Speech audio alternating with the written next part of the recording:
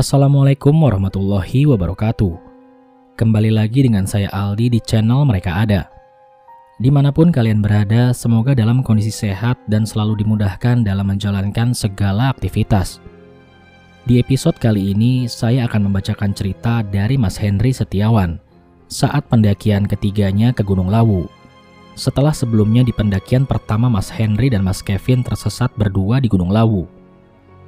Bagi yang belum menyimak cerita pendakian tersesat berdua di Gunung Lawu Mas Henry dan Mas Kevin, bisa menyimak ceritanya melalui link pada kolom deskripsi. Oke, tanpa banyak basa-basi lagi, mari kita mulai ceritanya.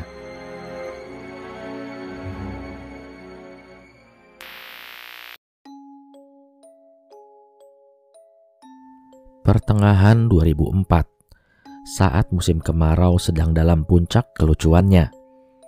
Bagaimana tidak lucu? Waktu yang saat siang hari panasnya minta maaf, sedangkan saat malam hari dinginnya minta kawin. Saya dan teman-teman Sispala yang saat itu sedang dalam binaan saya merencanakan pendakian ke Gunung Lawu sebagai kegiatan akhir tahun pelajaran, sekaligus untuk serah terima jabatan ketua baru organisasi ini. Pendakian ini pendakianku yang ketiga Gunung Lawu. Memang benar, seperti yang dikatakan petugas base camp saat pendakianku yang pertama ketika aku dan Kevin tersesat, bahwa aku akan selalu merasa rindu dengan Lawu dan akan terus kembali ke sini. Hingga saat ini tahun 2021 terhitung sudah 9 kali aku ke Lawu dan masih punya kewajiban harus kembali ke sana suatu saat nanti untuk tujuan khusus penyematan nama anakku Mahendra yang masih tertunda, yang saat ini anakku sudah berusia 4 tahun. Entah berapa orang saat pendakian itu, saya sendiri tidak bisa mengingatnya. Yang jelas lebih dari 20 orang. Ya, memang saat pendakian bersama anak-anak organisasi, kami selalu ramai-ramai karena anggota organisasi yang cukup banyak. Pendakian ini kami rencanakan total 4 hari 3 malam.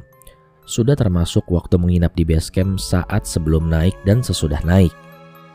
Memang sebelum memulai dan setelah mendaki kami merencanakan menginap di base camp supaya tidak terlalu capek karena perjalanan dari tempat tinggal kami sampai ke base camp Lawu cukup jauh. Membutuhkan waktu sekitar 5 jam menggunakan mobil.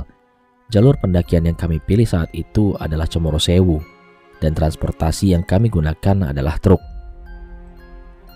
Pagi hari di hari pertama kegiatan, seluruh peserta berkumpul di halaman sekolah. Kurang lebih jam 10 pagi, truk meluncur membawa kami ke base camp Lawu, yaitu Cemoro Sewu. Tak ada hal istimewa selama perjalanan, hanya rasa sumpek, lelah, dan panas karena kami semua duduk di dalam bak truk yang terbuat dari kayu. Keras hingga membuat pantat kami seolah ditampar orang sekampung. Tetapi semua tetap bisa kami nikmati karena azas kebersamaan. Lagi pula kami adalah serombongan pendaki gunung, anggota organisasi pencinta alam yang telah mendapatkan didikan keras di alam bebas. Jadi tak ada alasan bermanja-manja sekedar menuntut kenyamanan. Apapun situasi dan kondisinya pasti kami bisa nikmati. Menjelang sore kami telah sampai di Cemoro Sewu. Kami langsung menuju ke salah satu rumah penduduk yang berada persis di pinggir jalan utama jalur Cemoro Sewu. Jalan raya yang memiliki keindahan pemandangan di sepanjang jalurnya. Bahkan sang maestro campur sari Didi Kempot pernah menciptakan sebuah lagu yang menggambarkan keindahan jalan ini dan dinyanyikan bersama Bupati Karanganyar periode 2003-2013, yaitu Hajah Rina Iriani Sri Ratnaningsih. Usai membereskan seluruh barang bawaan ke dalam rumah, kami berjalan-jalan di sekitar Cemoro Sewu. Aku dan 2 orang teman yaitu Sandi dan Udin datang ke pos pendaftaran Gunung Lawu untuk melaporkan kedatangan kami sekaligus registrasi untuk pendakian esok. Registrasi pendakian Gunung Lawu waktu itu tidak seribet sekarang. Tidak perlu surat dokter atau syarat khusus lainnya. Mungkin karena pendakian gunung waktu itu belum seramai sekarang, dan mengenai keselamatan dan kesehatan perjalanan sudah menjadi tanggung jawab masing-masing. Usai membereskan urusan registrasi dan berbincang sejenak dengan petugas base camp yang memang sudah kukenal, kami meninggalkan pos dan kembali ke rumah yang kami jadikan tempat singgah untuk bersantai menikmati suasana sore di Cemoro Sewu yang sudah mulai menggigit hawa dinginnya. Malam pun menjelang. Kehangatan sang surya kini telah sempurna digantikan beku hembusan udara Gunung Lawu, berpadu indah dengan pekatnya gelap malam dan kesunyian.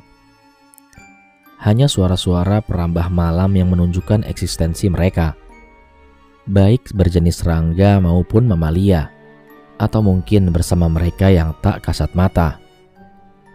Hanya sesekali ada kendaraan melintasi jalur ini. Meski jalur ini merupakan jalan provinsi yang menghubungkan Provinsi Jawa Tengah dan Jawa Timur, tetapi pada waktu itu jalur ini bukan menjadi jalur favorit, dikarenakan banyaknya medan tanjakan ekstrim dan minimnya pencahayaan lampu jalan, terutama di bagian hutan. Jadi memang cukup beresiko melintasi jalur ini, terlebih saat malam hari. Beruntung beberapa tahun berikutnya dilakukan pembangunan besar-besaran sepanjang jalur mulai wilayah Tawamangu hingga wilayah Magetan. Beberapa bagian jalur lama yang memiliki tanjakan ekstrim ditutup, digantikan jalur baru yang lebih landai. Tentunya lebar jalan juga bertambah dan penerangan di sepanjang jalur tak pernah putus. Sekarang jalur ini sudah semakin ramai baik siang maupun malam hari. Acara malam hari di base camp kami isi dengan briefing, dikarenakan kami besok mendaki dengan tim besar yang berisi lebih dari 20 orang. Maka kami perlu menyusun manajemen perjalanan sebaik mungkin, supaya tidak terjadi kecelakaan dan seluruh anggota tim bisa sukses sampai di puncak dan kembali turun dengan selamat. Kami membagi anggota menjadi tim kecil yang masing-masing berisi 5 orang dan 1 orang pendamping senior. Kebutuhan logistik dan perlengkapan harus mencukupi dan memadai untuk setiap tim. Usai memastikan semua persiapan pendakian beres, kami pun beristirahat. Malam ini kami harus istirahat total untuk persiapan fisik karena kami besok harus mendaki Gunung Lawu yang termasuk salah satu gunung tertinggi di perbatasan Jawa Tengah dan Jawa Timur dengan ketinggian puncak 3.265 mdpl. Namun hingga menjelang tengah malam, aku masih terjaga sendiri, sedangkan yang lainnya sudah terlelap dengan nyenyak. Ada sedikit hal yang mengganggu pikiranku. Ada sedikit permasalahan di luar urusan pendakian ini yang kupikirkan. Permasalahan mengenai hubungan pertemanan dengan seorang yang sudah kuanggap seperti keluarga. Bahkan sudah banyak kubantu kehidupannya. Namun akhir-akhir ini ia seolah mulai sedikit menyinggung kehidupanku. Aku tak bisa menceritakan secara detail karena ada hal privasi di dalamnya. Aku berusaha melepas segala beban pikiranku.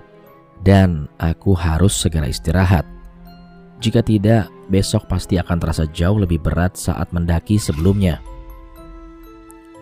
Sebelum menutup resleting sleeping bag yang kupakai, aku sempat melirik ke arah pintu kamar tidur di sampingku, yang berjarak sekitar 3 meter dari tempatku merebah.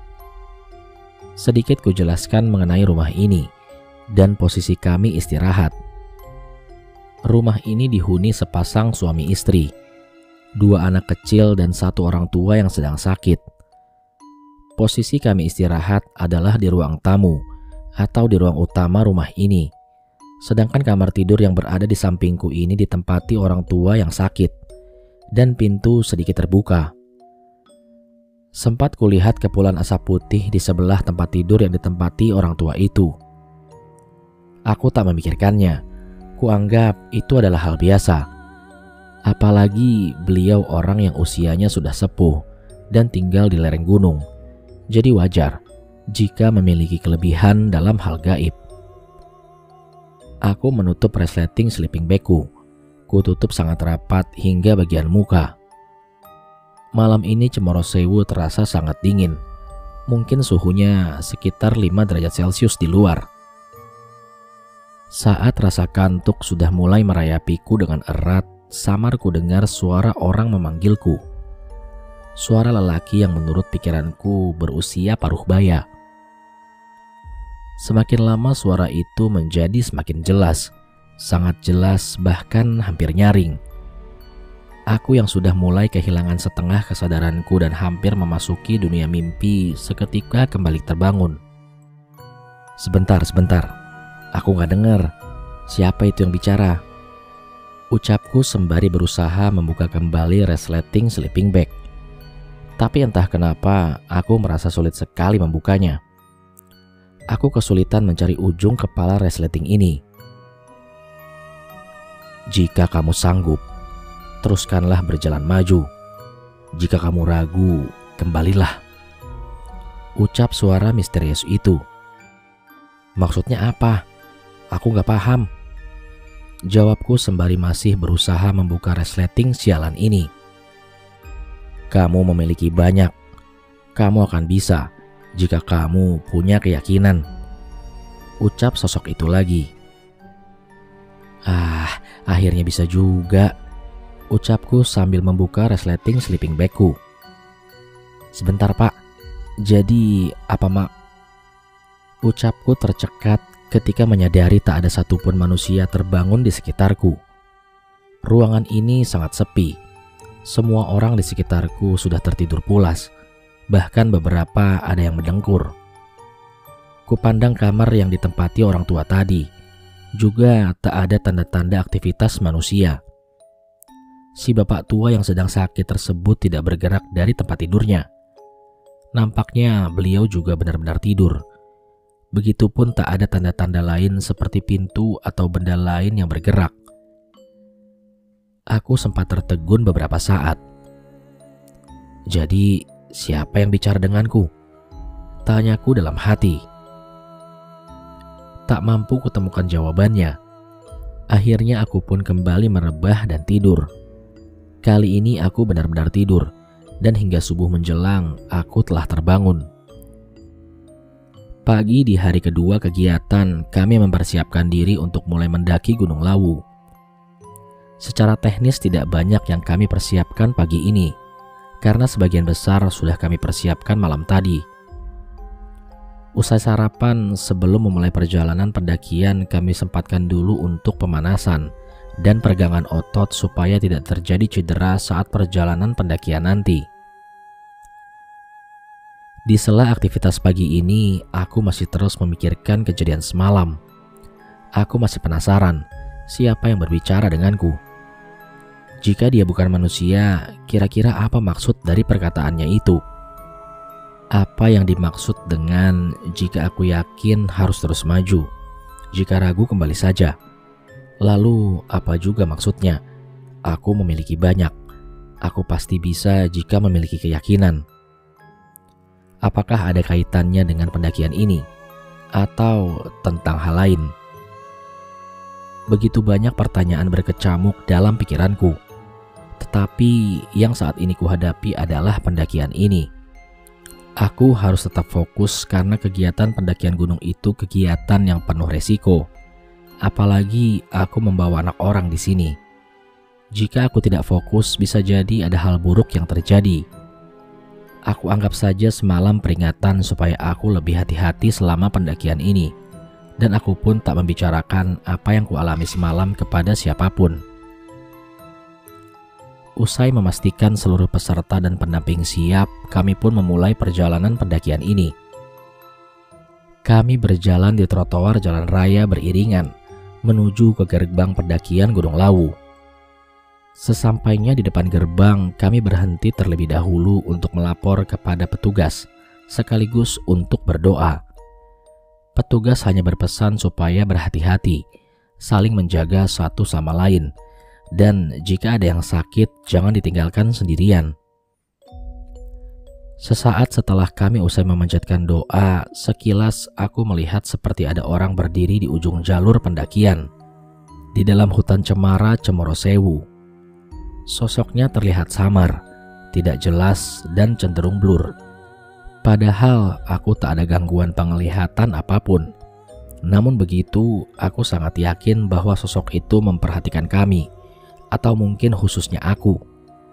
Aku merasa ia menatapku dengan tatapan yang tak bisa kuartikan maksudnya. Aku masih terus menatap sosok itu, berusaha terus memfokuskan penglihatanku supaya bisa melihatnya dengan jelas. Tapi sekeras apapun aku berusaha, aku tetap tidak bisa melihatnya dengan jelas. Hingga tiba-tiba salah satu temanku menepuk bahuku. "Lihat apaan? Ini anak-anak udah siap dari tadi. Kapan mulai jalan?" Ucap Dian, salah satu senior cewek yang sekaligus sahabatku. Iya, nggak apa-apa. Aku lagi ngamati suasana aja. Ucapku sedikit terkaget.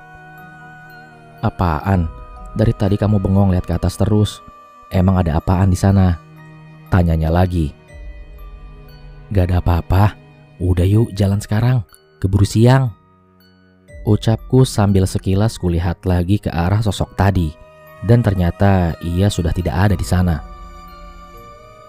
Perjalanan pendakian akhirnya kami mulai juga. Awal perjalanan kami melintasi hamparan hutan cemara hingga sampai di pos bayangan. Di pos bayangan kami sempatkan istirahat sejenak. Tidak lama kami berada di sini. Kami langsung melanjutkan pendakian. Ini baru awal pendakian. Tak baik terlalu sering dan terlalu lama untuk berhenti. Posisiku di rombongan ini selalu berada di paling belakang, karena aku harus memastikan tidak ada satupun anggota kami yang tertinggal. Usai memastikan seluruh anggota meninggalkan pos, aku pun beranjak menyusul mereka. Tapi baru hendak memulai langkah, tiba-tiba ada yang bicara denganku tepat di samping telinga kiriku. Bahkan aku bisa seperti merasakan hembusan nafasnya. "Jangan sekali-kali ragu jika kau memutuskan untuk melangkah." Sangat jelas aku merasa mendengar suara itu. Hingga secara spontan aku menoleh untuk melihat siapa yang berbicara. Karena seingatku seluruh anggota sudah berangkat semua. Tetapi aku tak menemukan siapapun di situ. Hanya hembusan angin yang tiba-tiba datang lumayan kencang. Seketika bulu kuduku meremang. Ada apa lagi ini? Ucapku dalam hati sembari segera beranjak dari tempat ini. Karena bagaimanapun juga nyaliku menciut ketika menyadari aku sedang diajak berinteraksi makhluk astral. Dengan langkah cepat setengah berlari, aku menyusul anggota tim di depanku. Kali ini aku berjalan terus beriringan dengan mereka. Aku sedang tidak dalam mood yang baik untuk menerima interaksi makhluk tak kasat mata ini. Oleh karenanya, aku memilih tetap bersama kerumunan manusia lain, supaya mereka tidak menggangguku. Sampai di pos 1, kami hanya berhenti beberapa saat saja, lalu segera melanjutkan perjalanan. Target kami adalah sampai di pos 2 sebelum jam 12 siang. Kami berencana beristirahat agak lama di sana sekaligus untuk makan siang. Sepanjang perjalanan dari pos 1 menuju pos 2 tak ada cerita menarik. Hanya perjalanan pendakian biasa yang kami isi dengan obrolan dan canda tawa, supaya kami bisa melupakan rasa lelah. Jika kalian mengharapkan selalu ada hal menegangkan, mengerikan, dan menakutkan di ceritaku seperti cerita-cerita lainnya, mungkin kalian akan kecewa. Karena seluruh cerita pendakianku tidak ada yang seperti itu. Meskipun di setiap perjalanan pendakian gunung, aku hampir selalu mengalami hal-hal mistis. Tetapi tak ada satupun yang sampai menemui penampakan-penampakan seperti yang digambarkan di cerita lain. Kejadian-kejadian janggal yang kualami hanya sebatas interaksi yang menunjukkan eksistensi mereka saja. Itu pun sebatas mendengar suara, melihat bayangan, ataupun sosok menyerupai manusia namun samar, sangat samar. Dan terkadang beberapa kejadian akan menjadi pertanda akan sesuatu yang kualami di kemudian hari. Sampai di pos 2, kami semua berhenti untuk istirahat. Waktu menunjukkan hampir jam 12 siang, artinya sudah memasuki waktu sholat zuhur. Kami semua bergantian menunaikan ibadah dan membagi tugas memasak makanan untuk makan siang kami. Saat bersantai di sekitaran pos, tepatnya di sebelah batu besar di pinggir jalur pendakian, aku kembali mendengar suara misterius seperti saat di pos bayangan tadi. Kalimat yang ia ucapkan cukup panjang. Sayangnya, aku lupa apa saja yang ia katakan. Pada intinya sama seperti yang diucapkan sebelumnya, bahwa aku harus berani melangkah. Jangan sekali-kali ragu, karena jika sekali aku ragu, maka aku akan kalah. Aku masih belum bisa mencerna apa yang ia maksud. Jika dia mengingatkan mengenai perjalanan pendakian ini, sejak sebelum berangkat memang tidak memiliki keraguan apapun. Aku selalu yakin dan siap dengan pendakian ini. Bahkan setiap kemungkinan resiko buruk telah kupelajari dan dipersiapkan antisipasinya. Lagi pula, ini bukan pendakian pertamaku. Sudah tak terhitung beberapa kali aku mendaki gunung, dan mendaki Gunung Lawu ini adalah yang ketiga kalinya. Aku tak bereaksi apapun ketika aku mendengar suara itu. Aku tak mau membuat anak-anak lainnya heran atau bahkan takut. Mengingat Gunung Lawu ini terkenal akan mistisnya yang kental. Selain itu, aku juga merasa lebih santai. Tidak takut karena saat ini aku tidak sendirian. Setelah kami sudah merasa cukup beristirahat, kami memutuskan segera melanjutkan perjalanan. Mulai dari pos 2 ini, tipe medan pendakian sudah berubah. Nanti akan lebih banyak menemui tanjakan-tanjakan yang lebih curam. Meskipun jarak antar pos nantinya tidak terlalu jauh. Mendekati pos 3, Dian mengeluh sakit di bagian perut. Nampaknya penyakit bawaannya sedang kambuh. Aku yang berada tidak jauh darinya segera mengambil tindakan. Aku menyuruhnya berhenti untuk istirahat terlebih dahulu. Sandi dan Udin juga menemaniku di sini. Dan selang beberapa saat, ternyata Dian menyatakan tidak mampu melanjutkan perjalanan. Aku yang memang sudah paham betul kondisi dia seperti apa juga memakluminya. Aku memutuskan meminta Sandi dan Udin membawa Dian turun ke pos 2 dan mendirikan tenda di sana. Dian malam ini akan menginap di pos 2 bersama kedua temanku ini. Sedangkan aku harus tetap melanjutkan perjalanan ini, karena tanggung jawabku di atas sana jauh lebih besar. Aku bertanggung jawab memastikan keselamatan anak-anak sekolah yang berada di bawah binaanku ini. Perjalanan terus kami lanjutkan. Kami melewati pos 3, lalu pos 4 yang dikenal memiliki aroma belerang yang cukup tajam. Sesekali aku juga berhenti untuk istirahat sejenak dan mengatur nafas. Sesampainya di depan Goa Jolotundo, entah ada dorongan dari mana. Aku tiba-tiba berhenti tepat di mulut goa. Aku memandang ke arah dalam goa yang banyak terdapat sesajen di sana.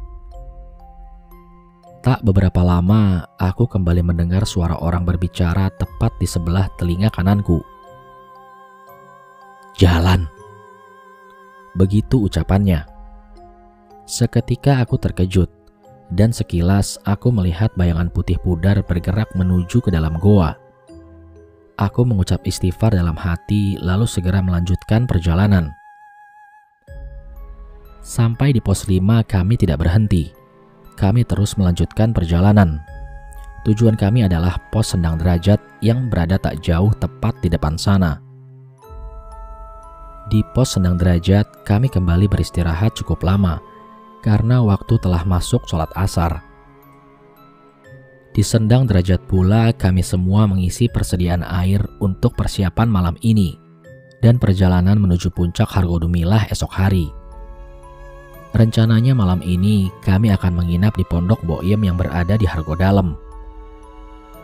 Ketika aku sedang mengisi air di Sendang Derajat, lagi-lagi aku mendengar suara seseorang berbicara di telingaku. Kali ini aku tidak bereaksi apapun. Aku sudah semakin terbiasa dengan itu. Hanya mendengarkan dan mencoba memahami kata-kata yang ia ucapkan. Yang isinya masih tidak jauh berbeda dengan sebelumnya. Yaitu peringatan-peringatan untuk berhati-hati, untuk berani, untuk sabar, dan lain sebagainya. Namun sekeras apapun aku berpikir mencari jawabannya tetap tidak dapat kutemukan. Tak ada yang aneh dengan anggota timku, kecuali Dian yang memang sakit dan telah ditangani kedua temanku. Sedangkan yang lainnya masih baik-baik saja. Mereka semua masih tetap sehat, semangat, dan ceria dalam pendakian ini. Entahlah, Aku mengikuti saja bagaimana alurnya dan apa yang akan terjadi nanti. Yang terpenting, aku harus tetap waspada dan siap menghadapi apapun. Sesampainya di warung Boiem, kami lantas beristirahat untuk melepaskan penat setelah menempuh perjalanan pendakian yang lumayan melelahkan. Kami menikmati suasana senja di Hargo Dalem, sambil menikmati sajian teh hangat dan pisang goreng buatan Boiem. Menjelang maghrib, entah dorongan dari mana, aku beranjak sendiri menuju pesanggerahan Hargo Dalem yang letaknya beberapa meter dari warung Boiem. Di pesanggerahan Hargo Dalem ini terdapat sebuah makam yang merupakan petilasan Prabu Brawijaya V. Sampai di depan pintu masuk pesanggerahan, aku menghentikan langkahku lalu berbalik arah dan berjalan menuju ke rumah botol. Aku duduk di depan rumah botol itu. Entah apa tujuanku. Aku hanya sekedar ingin duduk di sini, tak lebih. Beberapa waktu aku duduk, aku kembali mendengar suara. Sejujurnya, aku semakin bingung tentang apa yang terjadi dengan diriku. Apakah hanya aku saja yang dihantui suara misterius ini? Atau yang lain ada juga yang mengalaminya? Tapi entah mengapa aku enggan menanyakan atau membahas dengan yang lain. Aku hanya ingin membicarakan masalah ini dengan satu orang saja. Tetapi orang tersebut tidak ada di sini. Dia tidak ikut dalam pendakian ini. Jadi aku harus bersabar hingga saatnya sudah pulang nanti menemuinya. Semoga tidak ada hal buruk hingga selesai pendakian ini. Saat ini sudah tidak ada rasa takut sedikit pun ketika aku mendengar suara tersebut karena sudah semakin terbiasa mendengarnya. Lagi pula tak ada penampakan yang menyertainya. Meskipun aku tetap merasakan adanya kehadiran makhluk lain di sekitarku. Hari semakin gelap dan hawa dingin menusuk yang menjadi ciri khas Gunung Lawu mulai merayapi tubuh yang tak terbalut jaket ini. Tak ada acara khusus malam ini. Kami hanya beristirahat di sini sampai pagi nanti, lalu menuju ke puncak Hargo Dumilah untuk melaksanakan upacara serah terima jabatan organisasi. Tak lupa sebelum kami tidur, kami mengisi perut dulu dengan nasi pecel buatan Boiem yang sangat khas dengan lauk telur ceploknya. Juga berbincang dan bercengkrama dengan beliau sebagai tanda keakraban kami. Malam semakin larut. Mata-mata yang menjadi pancaran cahaya sebagian besar kini telah terpejam, kecuali diriku. Aku masih terjaga sendiri malam ini. Meski telah membalut tubuh dengan sleeping bag sebagai penangkal dingin, tetapi hawa beku ini masih terasa menusuk ke tulangku. Aku hanya memandang kosong langit-langit Pondok Boiem. Pikiranku melayang jauh entah kemana. Aku masih terus mencari jawaban. Jawaban yang ternyata memang tak akan kudapati di sini. Lama aku termenung hingga aku dikagetkan dengan suara di telingaku. Lagi-lagi suara misterius itu menemuiku. Terkadang ada rasa jengkel karena aku mulai merasa terganggu. Tetap sadar dan waspada. Aku tak bereaksi apapun, hanya mendengarkan dan meresapi. Hingga tak terasa tanpa aku sadari aku tertidur dengan sendirinya. Dalam tidurku yang kurasa lelap, aku bermimpi ditemui oleh seseorang. Aku tak bisa mengenali orang itu karena aku melihatnya dengan samar. Raut wajahnya tak dapat kugambarkan dengan jelas, apalagi mengingatnya. Apakah pernah bertemu atau belum? Yang pasti ku ingat adalah orang tersebut memakai pakaian seperti pakaian Jawa zaman kuno. Aku bisa mengatakan itu karena mirip seperti yang digambarkan di film-film pendekar. Namun lagi-lagi semua itu samar. Aku melihatnya hanya seperti bayangan tipis yang hampir tak kasat mata. Tapi dalam kesamaran tersebut, aku masih bisa menangkap sebuah senyum yang tersungging di bibirnya. Rona wajahnya teduh seolah mengayomi. Sosok itu berdiri di depanku, hanya berdiri dan tersenyum tanpa berbicara sepatah kata pun. Aku dengan rasa penasaran yang menggelayutiku berusaha beranjak untuk mendekat kepadanya. Namun sekuat apapun aku berusaha, tubuh ini tak dapat digerakkan. Aku hanya duduk bersimpuh di depan sosok itu, sambil terus memandanginya. Tak lama kemudian sosok itu menggerakkan tangannya seolah mengibas tepat di depan mataku. Dan saat itu pula aku seolah diperlihatkan sebuah gambaran. Gambaran mengenai diriku yang sedang dipukuli banyak orang. Namun dalam gambaran tersebut, aku seolah tak merasakan rasa sakit di tubuh fanaku. Justru yang kurasakan adalah sakit dalam hati. Aku masih penasaran bagaimana kelanjutannya. Namun sosok itu seketika menghilangkan gambaran tersebut. Aku berusaha berontak untuk bergerak. Rasa penasaran kini semakin menguasai batinku. Sekuat tenaga aku berusaha melawan kekuatan yang menahanku. Sekilas aku masih bisa melihat sosok itu tersenyum, lalu sekilat aku diperlihatkan gambaran petilasan Hargo Dalem hingga kemudian semuanya menjadi gelap.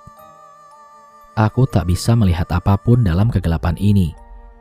Aku terus berusaha menggerakkan badanku yang ternyata sia-sia, hingga pada akhirnya aku terbangun dari tidurku dengan nafas yang memburu. Kulihat jam tangan murahanku, ternyata hari sudah berganti. Tak lama lagi matahari akan muncul di ufuk timur. Aneh memang, dalam mimpi yang kurasa hanya beberapa menit saja, ternyata menghabiskan waktu beberapa jam di dunia sadar. Aku beranjak untuk menunaikan sholat subuh. Dan usai menunaikan sholat, aku keluar menikmati pemandangan matahari terbit. Sebagian besar anggota kelompokku juga sudah terbangun. Tapi mereka masih enggan keluar pondok karena suhu di luar memang sangat dingin. Sambil menikmati indahnya lukisan alam yang diciptakan oleh Allah Sang Penguasa Alam, aku masih memikirkan mimpiku semalam. Apa yang hendak disampaikan dalam mimpiku itu? Apa maksud dari gambaran-gambaran itu? Masih terus ku mencari jawabannya. Hingga hangat matahari mulai merayapi tubuhku, aku masih belum menemukan jawabannya. Kulangkahkan kakiku menuju pesanggerahan Hargo Dalem. Aku pun masuk ke dalamnya dan duduk di sisi makam petilasan itu. Aku hanya berdoa dan berdoa. Berdoa kepada Allah Sang Maha mengetahui segala rahasia. Tanpa sedikit pun meminta kepada makhluk lain apapun jenis dan derajatnya di masa lalu. Dalam perenunganku, tiba-tiba aku merasa seperti ada sentuhan di kepalaku. Seperti ada tangan yang membelai rambutku. Lembut dan nyaman kurasakan. Aku tak beranjak. Aku masih tetap melantunkan doaku. Bahkan aku juga tak membuka mataku yang sedari tadi terpejam. Kau akan berada di persimpangan, di mana semua jalan di depanmu akan sama sulitnya. Jangan salah memilih jalan. Ucap suara misterius tepat di telingaku. Kali ini aku membuka mataku. Dan lagi-lagi tak ada seorang pun di sini.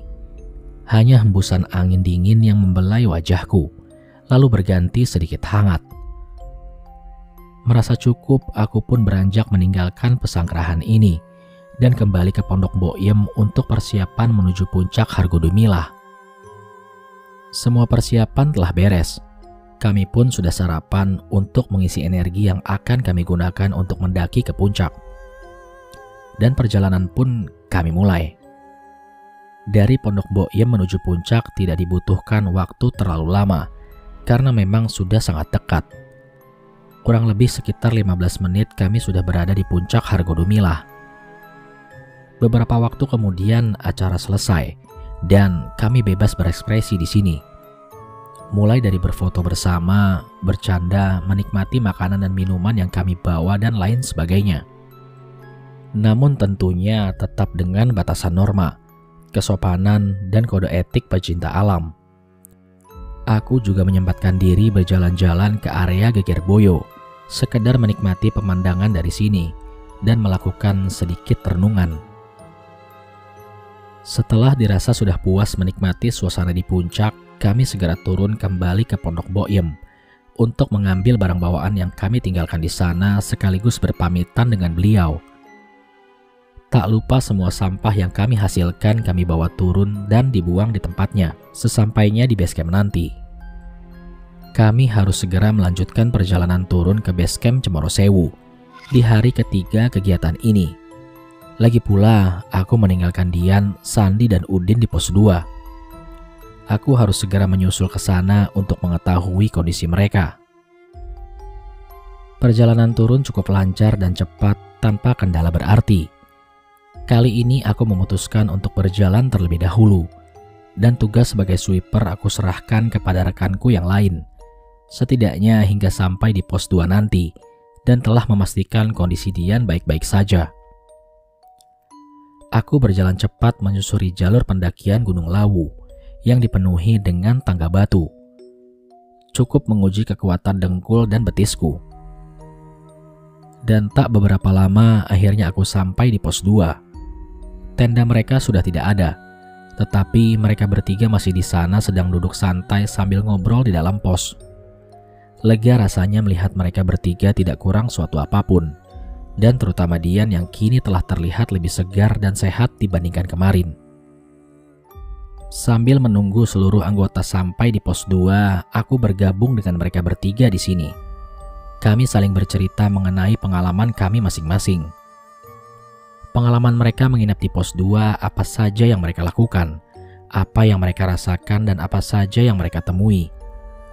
Ada juga pengalaman mistis yang mereka alami di sini. Namun, aku tak bisa menceritakan kepada kalian. Aku pun menceritakan pengalaman pendakian dan acara di Puncak Lawu. Tapi aku tidak menceritakan pengalaman mistis yang kualami kepada mereka.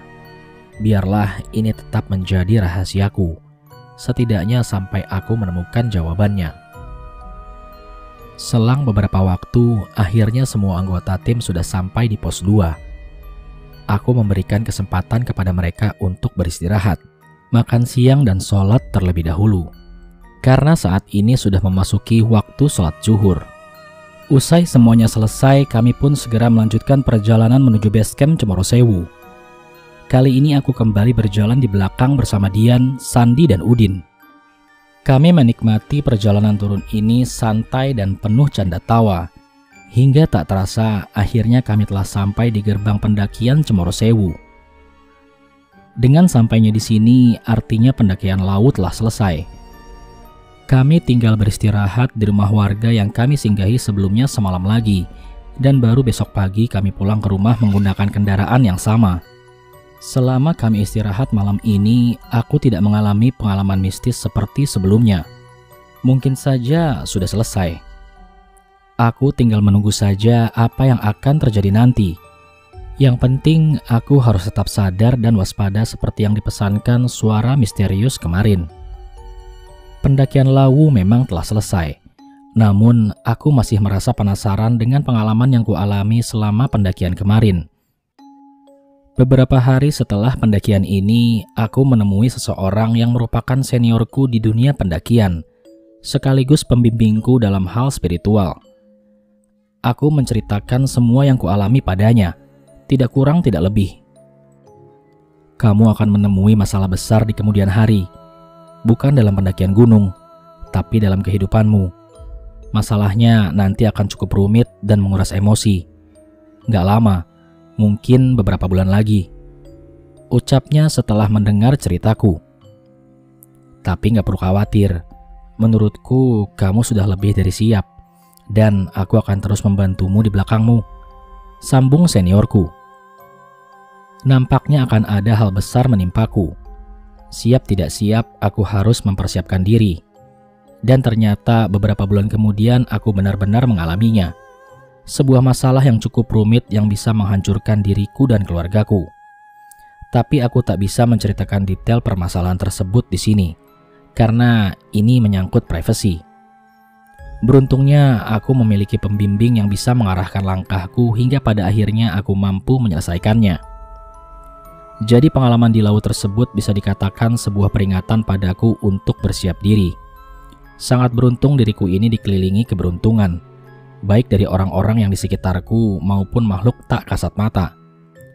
Pengalaman pendakian Lawu yang penuh misteri suara gaib yang selalu memberikan peringatan kepadaku. Apakah suara misterius itu berasal dari makhluk tak kasat mata yang berdiam di Lawu, atau dari yang lain? Sampai sekarang aku masih tidak mengetahuinya, dan biarlah tetap menjadi misteri.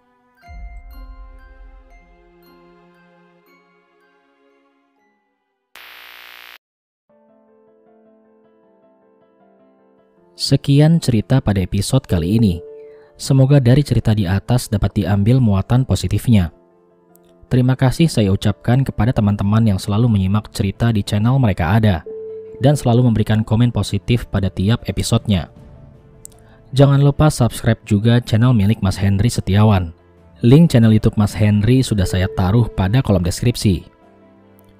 Sekian dulu perjumpaan kita kali ini. Sampai bertemu pada episode selanjutnya.